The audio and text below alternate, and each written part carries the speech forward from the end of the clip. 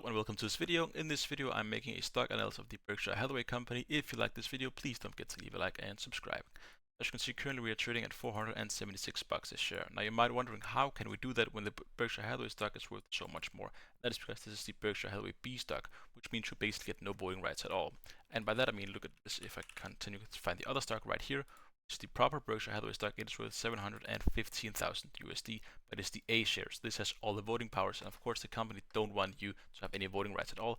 The volume in this stock is basically none. As you can see right here, this has a volume of 147, and if you find the other one, which is the one right here, as you can see, this has a huge volume on 1,074,000, which means a lot of volume is going into this stock, so this is much easier to buy and to trade. Now, as you can see, we are laying on the support level right here, 476, which is actually where the stock price is at the moment.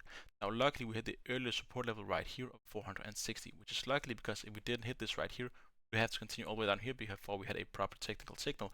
And if that didn't hit, we'd have to go all the way down here to the bottom 400, which of course would have been quite extreme. Now, the peak was up here in early May, as you can see, 542. But overall, the proper support level is right here at 538. So if we're going to break through the next support level, this is all the way up here. So of course, the stock price has to increase by quite a lot. Now, unfortunately for us, we also have this death cross right here, as you can see, in the early August, and we want to break that as soon as possible. Now, the 50-day moving average has been increasing nicely lately. As you can see, that's the green line right here, towards the yellow line right here, which is the 200-day moving average. So if we can break this, we're going to have a golden cross, which shows upwards momentum for a while. Overall, the RSI as well has been quite nice recently. As you can see, it has been increasing from all the way down here, where it's being oversold in 20, all the way up here. We actually have a bit of an overbought moment up here in 90, so not 90, but 73. Now, if you know what the RSI is, that is the relative strength index for a stock. So as long as it's between 70 and 50, it is in the upper channel right here, whereas the stock is moving upwards. If it's in the lower channel between 50 and 30, it is in the downwards channel right here, meaning the stock is moving downwards. Then we have the oversold down here and the overbought up here, which means if it's overbought, it's moving upwards rapidly, and it's oversold, it's moving downwards rapidly. And when it's down here and up here, the stock is often much more volatile. But the stock, however, is least volatile than the average index. As you can see right here, it has a beta of 50, which means it's less volatile than the average index, which has a beta of 1. Now, the market cap of this stock as well is absolutely huge at $1.03 trillion.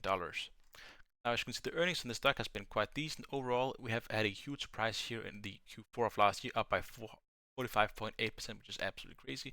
We had two misses, but then one beats. Overall, it is quite decent. Now, they don't pay out any dividends at all, and they have never done so.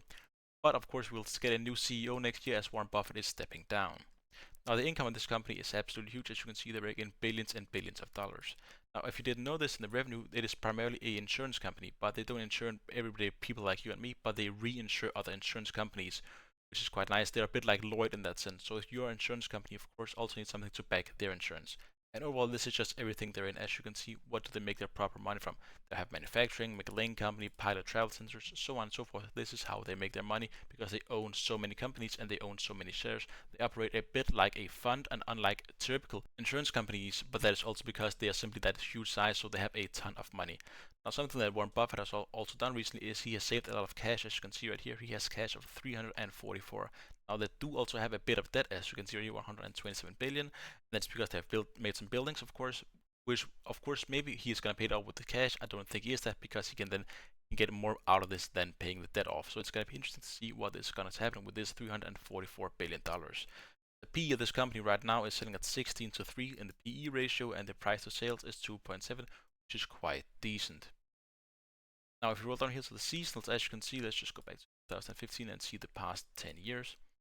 As you can see, it's quite a great company to have. As you can see, it is slowly going along, which of course is nice to see. Now, I do like a company like this a bit more than the S&P 500 because, of course, I do think that Berkshire Hathaway with Warren Buffett at its front, of course, I do think it's going to beat the S&P 500, as he is by far the best investor that ever lived. Now, if you look at the technicals for the stock as well, as you can see right here, for the day it's neutral, and for the month it is a buy. And of course that makes sense. As you can see, we've had this bit of rejuvenation and momentum going, so hopefully we will see that continuing upwards. Now, this isn't going to be one that rises rapidly, but it wouldn't surprise me if it hit this in like mid-November. We are going to see the next top up here. Of course, we can hope that happens. Now, the analyst rating on this, as you can see right here, we don't have that many on it.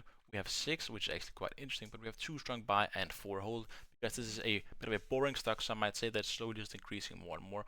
But then again, it wouldn't surprise me if by the end of the year we are by that 525 or 540 point mark. It wouldn't surprise me at all. The annual EPS of this is just estimated to increase more and more, which of course is very nice. And again, the revenue is the same as well. This is quite a boring company in that regard. If you like this video, please don't forget to leave a like and subscribe. And of course, remember, this isn't financial advice. This is pure for entertainment and educational purposes. If you want to see more videos like this, please leave the company to analyze in the comment section below.